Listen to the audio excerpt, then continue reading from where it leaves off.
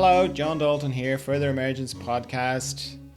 In this episode, we're going into consciousness, letting go, your inner state, and we have a question about time.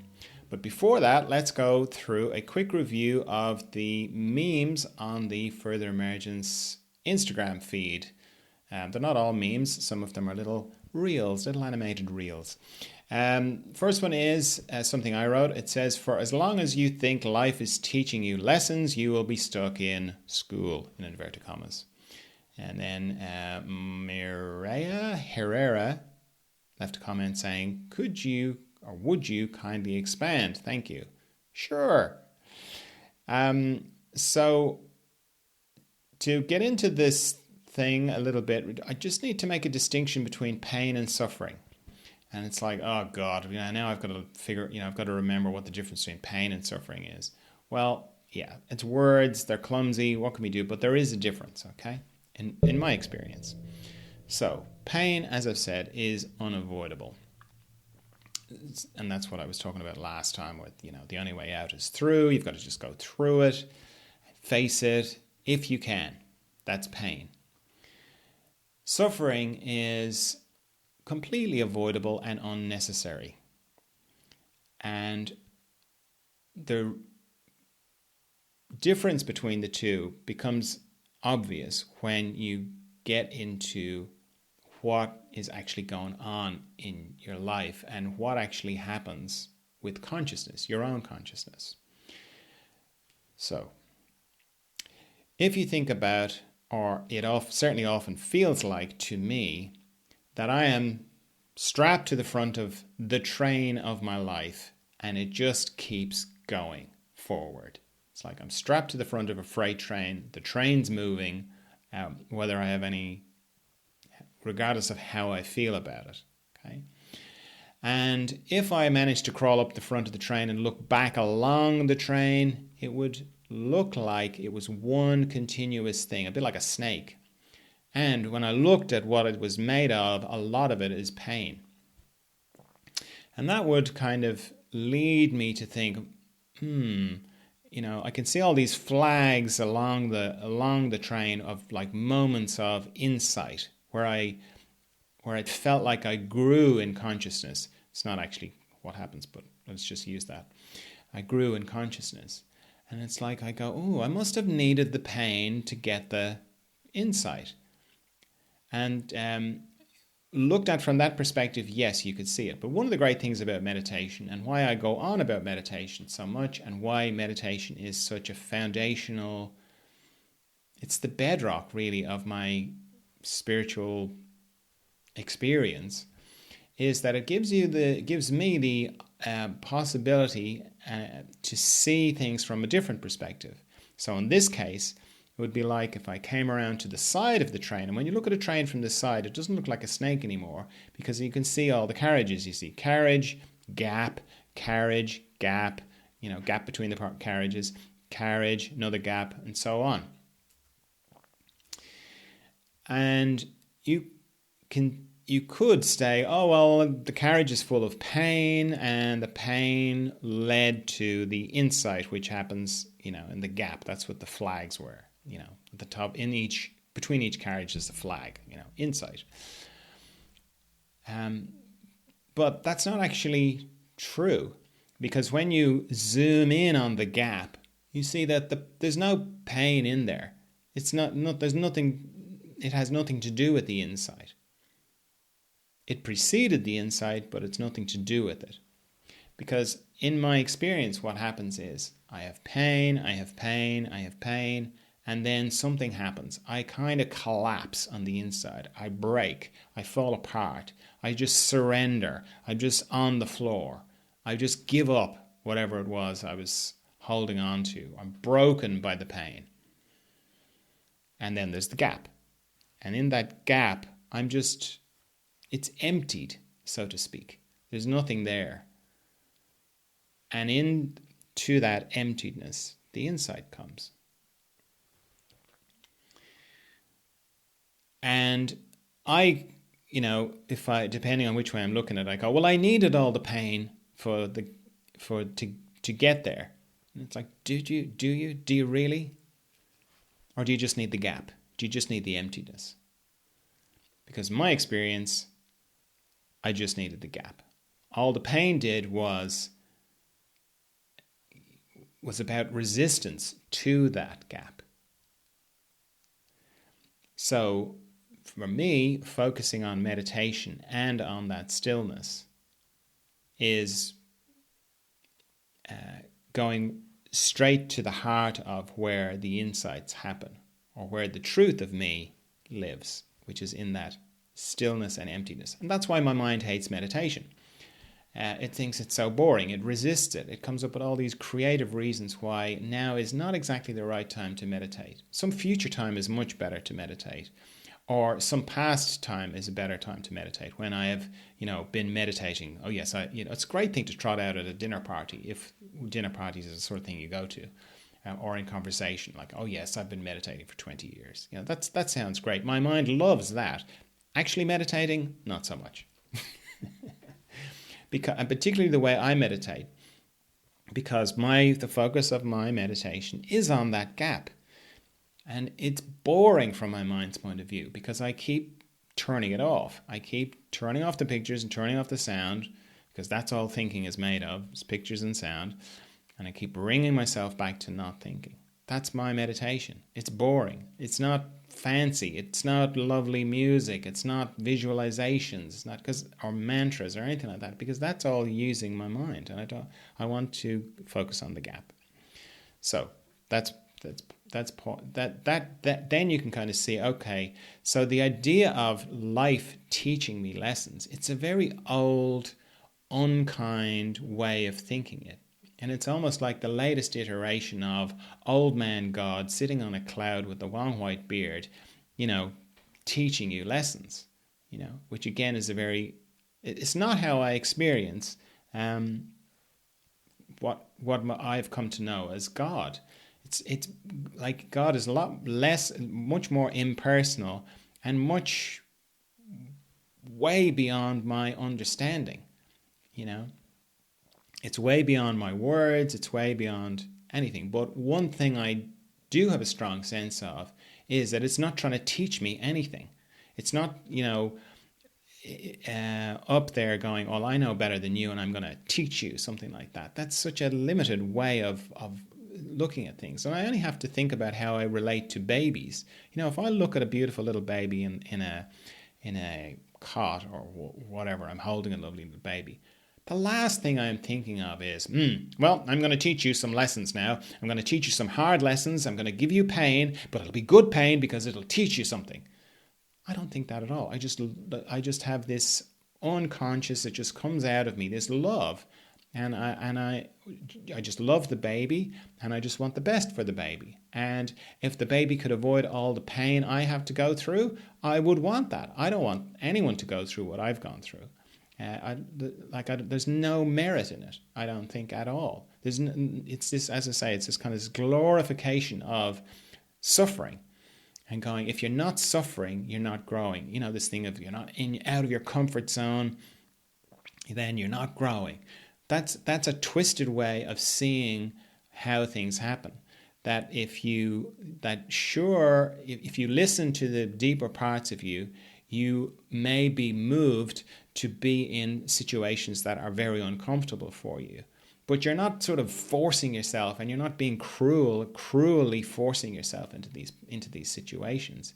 You just are moving with the movement of what's going on inside, which is a very different thing. That's moving forward in love. Pain, as I say, you have to face it. But pain for its own sake isn't real. It's suffering. And suffering is unnecessary. You don't need to suffer. And if you're suffering just because you think there's merit in it, that's crazy. So this idea of like life is up there teaching you lessons, going, I'm going to teach you a lesson, is an old way of thinking about things. And it's certainly not my experience of what actually happens, because consciousness I don't learn consciousness. Consciousness doesn't even grow, even though we talk about growth in consciousness. But in my experience, maybe you have this as well, whenever I become what I would call more conscious, it's like night and day. Meaning I can't remember what it was like to be unconscious of the thing that I've become conscious of. It seems so obvious now. It's like, how did I not know that before? And it's very different from when I learn something. Like when as my consciousness, if I have what I would call a growth in consciousness, which is, not the right word, but you know what I mean. It gets across the idea. It always feels like I've remembered something. It's not like it's like new. It's like, yeah, of course. Okay, which is very different to learning something. Like if I wanted to learn how to fly a helicopter, I'd go along, I'd take lessons, and over time I would learn how to do that, and it would be a new thing.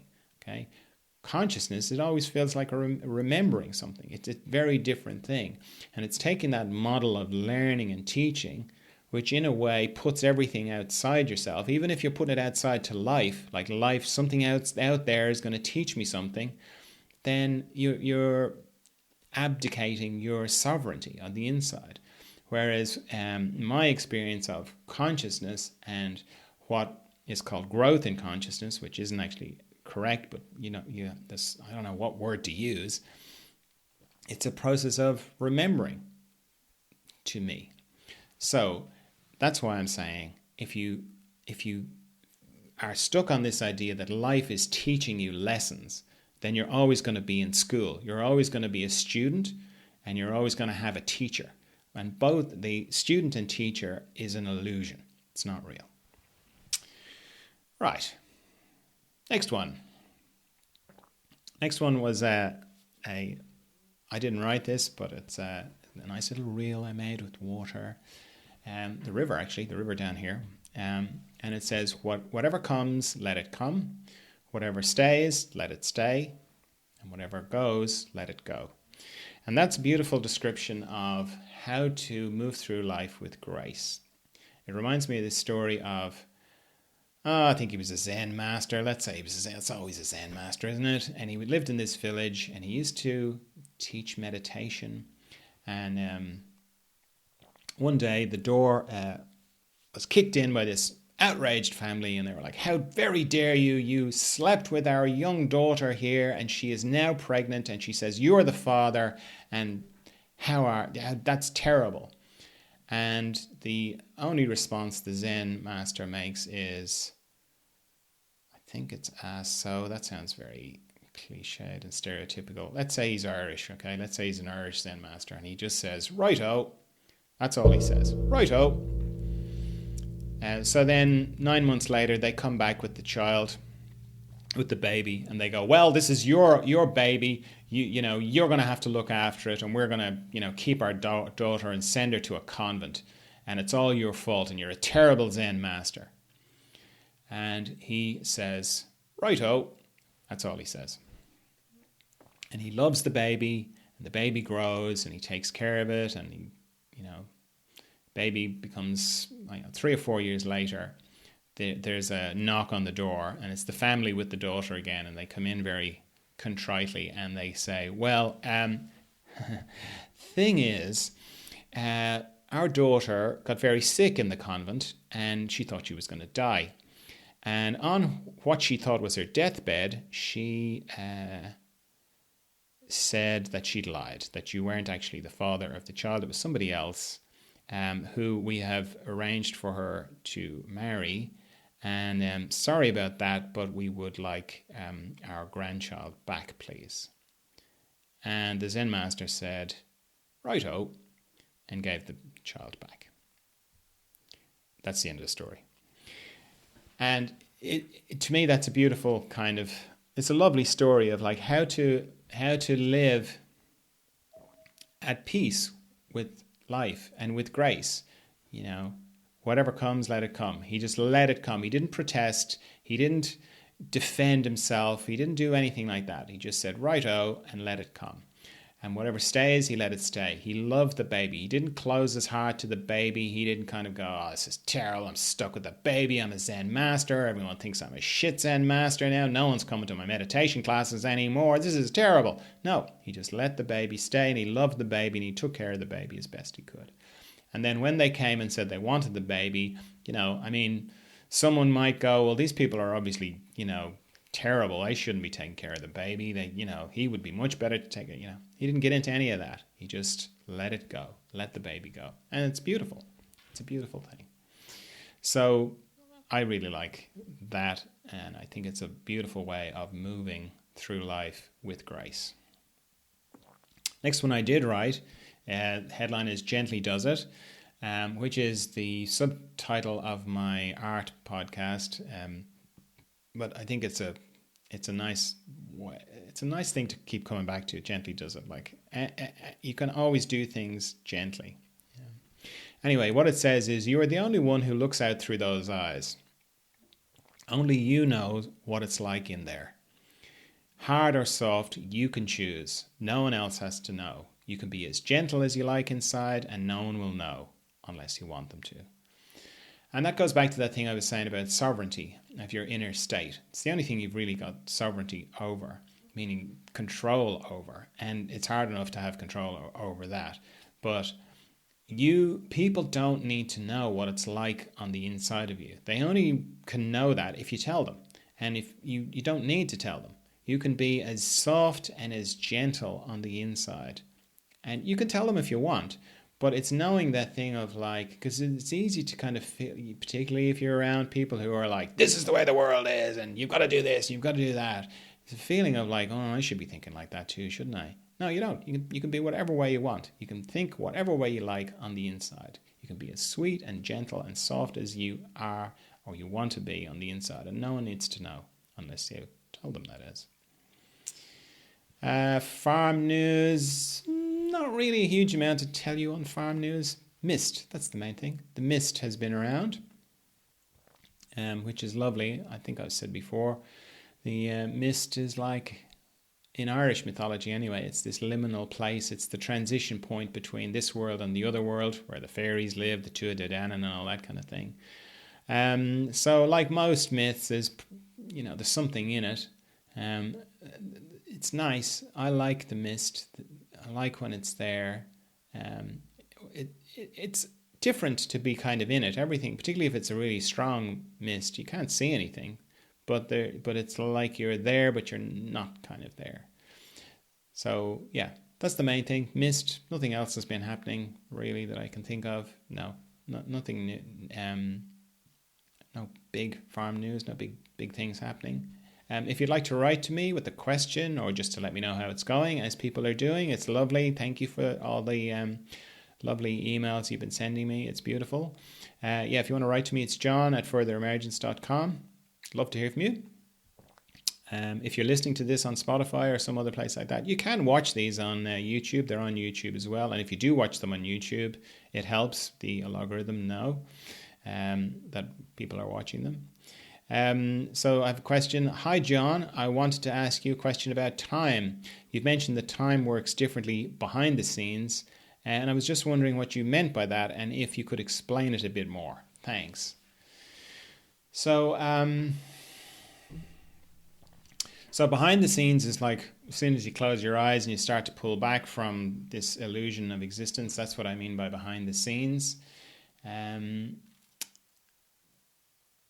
Well, if you like pull time apart, just your experience of time, or my experience of time, it's very obvious very quickly that it's a construct. It's something that my mind puts together to make sense of this illusion of existence that I wake up into. It's part of the rules of this illusion that there is a thing called time, but behind the scenes, it doesn't operate the same way.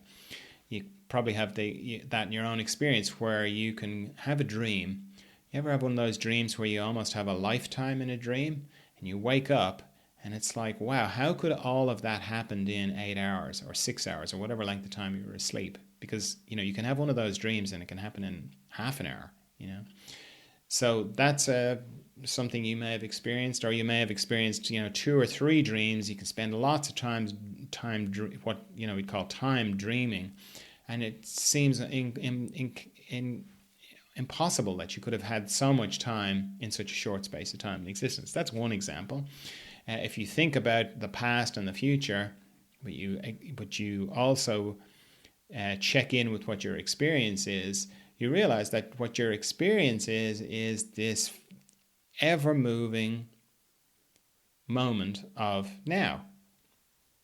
It moves so fast that it's, by the time I get to the end of the sentence, the beginning of the sentence has disappeared. I can't experience the beginning of the sentence now, because now keeps moving, and it moves so fast that it is still in a weird kind of way, because it's like the constant in the change. It's always moving, but because it's always moving, it becomes still. And that's a kind of a clue into the mystery that you go into, or that I go into when I meditate. And again, time and space operate differently out of existence or behind existence. So I don't actually go anywhere. The mystery is completely here right now. It's here. There's a part of me in the mystery as I'm talking to you. It's a bit like a forest and trees. Here's another cliche I'm going to trot out. But if you're standing in a forest, looking at the trees, or you're standing on the edge of a forest looking into the forest, you can, all the trees exist all at the same time. And if you put your eyes out of focus, maybe you can see all the trees all at the same time. But if you focus on the tree nearest you, that tree will be in focus. And if you focus on the tree in the furthest away tree that you can see, then that will become focused. And the tree in front of you will become blurred.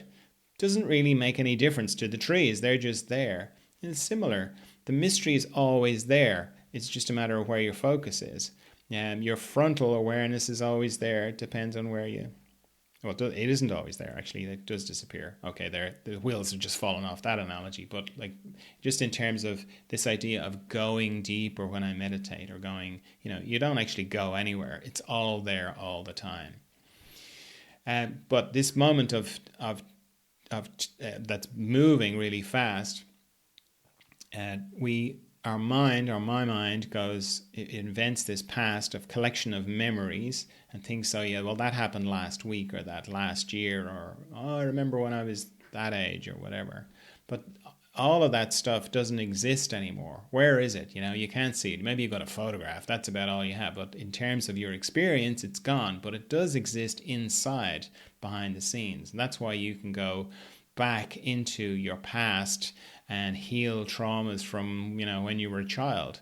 But they don't exist in the past. They exist right now. Everything is happening right now. Traumas that you had from when you were a child, they exist in this moment now. So when you change something now, it does affect the past, but then the past doesn't really exist. And similarly, science is kind of catching up with this, certainly quantum physics and all that kind of thing. And of course, everyone's a quantum physics expert now, just like me. I have a PhD from YouTube in quantum physics. But from what I've seen, the way physicists are describing parallel universes, the whole idea that maybe, what do they say, we're in a simulation. A simulation of what? I'm not sure. But they're deconstructing this whole thing of time, and they're talking about that there could be multiple versions of you all existing at the same time. Similarly, I think they're talking about time as a function of light and all this kind of thing. But really, if you come into your own experience, particularly through meditation, yes, I am talking about meditation again, in the moments, in the gaps,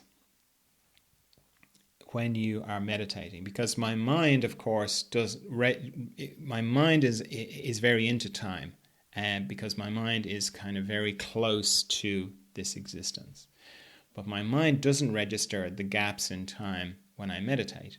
So from my mind's point of view, it will feel like I just have meditated and been thinking the whole time. You've had that experience. You get to the end of a meditation, and my mind will go, that was a terrible meditation. I was just thinking the whole time, which is hilarious, because my mind commenting on my meditation is, it's commenting on something it has no experience of. Because when I am in the mystery, or when my focus is on the mystery and I'm experiencing the mystery with, and I've turned my mind off, or I've turned the thoughts off, meaning I've turned the pictures off, I turned the sound off. My mind is not there. It's absent, just like it is in deep dreamless sleep. It's gone. That doesn't stop it having something to say about it. It often, I use this analogy of like when I meditate, it's like I go into a room that my mind can't enter. It's not that I don't want it to enter, it just can't get past the threshold. But that doesn't stop it standing outside the door, commenting on what's going into a room that it cannot see into. And one of the ways I know I'm not in the mystery, or my mind is engaged again, is I'll hear it commenting. So I'll be meditating, I'll turn off the pictures, I'll turn off the sound, and I'll be focused on the mystery, and then I'll hear, wow, I'm really deep. Wow, I'm really in the mystery now. And when I hear that, I know that it's over. I'm not there anymore, and I need to turn off those pictures, turn off those sound, bring myself back to the mystery. So you can see how your mind, how time is a function of being in existence. It's similar to the train analogy, because you have a train of thought. So let's say, from my mind's perspective, my intention is to meditate, but I'm thinking about what I'm going to have for dinner. So I'm wondering what I'm going to have for dinner tonight, because last week I had this and blah, blah, blah. Now, let's say in the meditation, I was thinking, and around when I got to the word dinner, I focused on the mystery for 3 seconds. So there's thought, then there's a gap. There's a gap where I'm in the mystery, and then my mind kicks in again. So it's like, I wonder what I'm going to have for dinner, and then there's a gap, and then it continue on with tonight, because last week I had blah, blah, blah. My mind doesn't register the gap. So it collapses the gap down. So from my mind's point of view, it's a continuous thought. And that's why my mind can get to the end of the meditation and go, that was terrible. I was just thinking the whole time.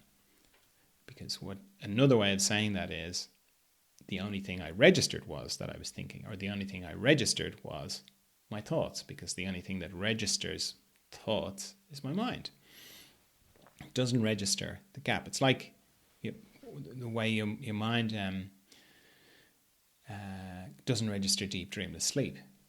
So you go to bed, you pass through thinking, pass through dreaming, pass through the psychic world, and then you drop out into deep dreamless sleep for whatever length of time, and then you make the return journey.